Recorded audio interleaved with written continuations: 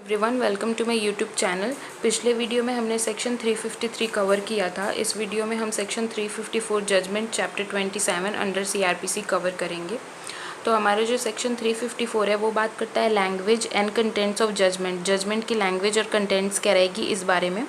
Clause ये बात करता है shall be written in the language of court. Language जो भी रहेगी जजमेंट की वो रिटन में रहेगी हमेशा, और कोर्ट द्वारा बताई जाएगी कि उसकी लैंग्वेज क्या रहेगी। जो भी कोर्ट चयन करेगी जिस लैंग्वेज का, वही लैंग्वेज रहेगी which is always in written.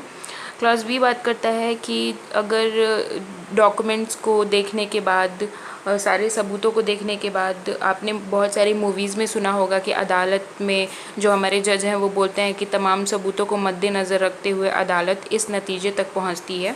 तो ये वही बात है, सब चीज़ को एग्ज़ामिन करने के बाद जो भी जजमेंट आएगा उसका रीज़न बताना पड़ेगा, उस डिसीज़न का रीज़न बताना पड़ेगा कोर्ट को। क्लॉज सी बात करता है specify the offence accused under the Indian Penal Code which is convict. Clause C बात करता है इस बारे में कि अगर अक्यूज्ड को कोई भी सज़ा हो रही है, उसको कन्विक्शन हो रही है, तो वो स्पेसिफाई कोड करेगा, बताएगा कि किस सेक्शन से अंडर इंडियन पेनल कोड उसको किस सेक्शन से रिलेटेड सज़ा मिल रही है और उसको कन्विक्ट करा जा रहा है, क्यों करा जा रहा है। ऑफेंस को स्पेसिफाई करेगा जिसके आधार पर उसे पनिशमेंट दी जाएगी।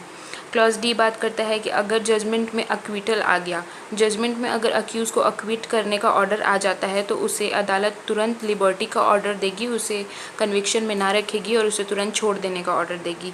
सबसेक्शन 2 बात करता है when the conviction is doubtful under the 2 section. Conviction अगर डाउटफुल हो जाएगा 2 सेक्शंस के बीच में अंडर इंडियन पेनल कोड, अगर अक्यूज़ जो है उसने 2 ऑफेंस किया है, 2 सेक्शंस के बीच में अगर डाउटफुल हो जाता है कन्विक्शन, तो जो जजमेंट पास होगा वो अल्टरनेटिवली भी पास हो सकता है। सबसेक्शन 3 बात करता है अगर अक्यूज़ ने कोई ऐसा ऑफेंस किया है जो कि पनिशेबल विद डेथ है, जिसकी उम्र कैद की सज़ा है या मृत्यु दंड उसकी सज़ा है, तो कोर्ट को स्पेशल रीज़न रिकॉर्ड करना पड़ेगा ये बताने के लिए कि उन्होंने उस जो ऑफेंस है उसकी सज़ा क्यों दे रखी है। ठीक है, तो इसमें बस यही बात करता है कि अगर अक्यूज़ ने कोई भी ऐसा ऑफेंस किया है जो कि पनिशेबल विद डेथ है या इम्प्रिजनमेंट फॉर लाइफ से पनिशेबल है, तो स्पेशल रीज़न रिकॉर्ड करके कोर्ट को बताना पड़ेगा।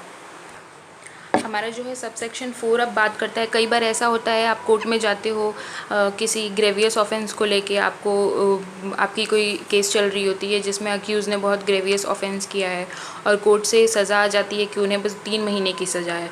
उन्हें होनी थी 1 साल और 1 साल से अधिक की सज़ा, और कोर्ट ने बोल दिया कि इन्हें बस 3 महीने की सज़ा होनी है। तो ये सेक्शन उसी बारे में बात करता है कि अगर कोई ऐसा ऑफेंस करा है अक्यूज़ ने जिसमें उसे 1 साल या 1 साल से अधिक सज़ा होनी थी और कोर्ट ने उसे सिर्फ 3 महीने की सज़ा दे दी है, तो कोर्ट बाउंड है ये रीज़न बताने को कि उसने ऐसा क्यों किया। ठीक है, बशर्ते यहाँ पे एक चीज़ नहीं होनी चाहिए, यहाँ पे एक चीज़ एक्सेप्शनल दे रखी है कि वो समरीली ट्रायल में वो केस ना चल रहा हो। अगर वो केस समरीली ट्रायल में चल रहा है तो जो कोर्ट है उन्हें 3 महीने की सज़ा दे सकती है। तो ये एक्सेप्शन है, इसे छोड़ के कोर्ट अगर कोई ग्रेवियस ऑफेंस में 3 महीने से कम की सज़ा देती है तो उसे रीज़न रिकॉर्ड करके बताना पड़ेगा। ठीक है, सबसेक्शन 5 बात करता है, subsection 5 is very important for law students और जनरली लोगों के लिए भी बहुत इंपॉर्टेंट है ये सेक्शन। कि यहाँ पर दे रखा है अगर कोई भी अक्यूज़ है, उसे डेथ सेंटेंस हो रखी है, अगर उसे ऑर्डर आता है कि उसे मृत्यु दंड दिया गया है तो उसे तब तक फांसी पर लटकाया जाएगा तो जब तक उसकी मौत ना हो जाए। ठीक है, he be hanged by the neck till he is dead, उसे तब तक लटकाया जाएगा जब तक मौत ना हो जाए। बहुत बार ऐसे लोग बोलते हैं कि फांसी पर लटका दिया, 1 घंटे तक अक्यूज़ मरा नहीं तो उसे फांसी से उतार कर उसे अपने घर भेज दिया। बिल्कुल ऐसा नहीं होगा, उसे तब तक लटकाया जाएगा जब तक वो मर ना जाए। सबसेक्शन 6 बात करता है कि सेक्शन 117 और subsection 2 of section 138, subsection 125, section 145, section 147।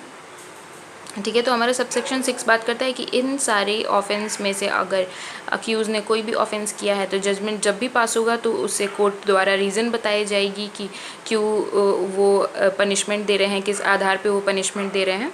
ठीक है, तो हमारा सबसेक्शन 3, 5, 4 कंप्लीट होता है। जितने भी इंपॉर्टेंट पॉइंट्स थे मैं आपको एलेबोरेट कर देती हूँ वो, और मैं अब कुछ ऑब्जेक्टिव क्वेश्चंस आपको करा देती हूँ।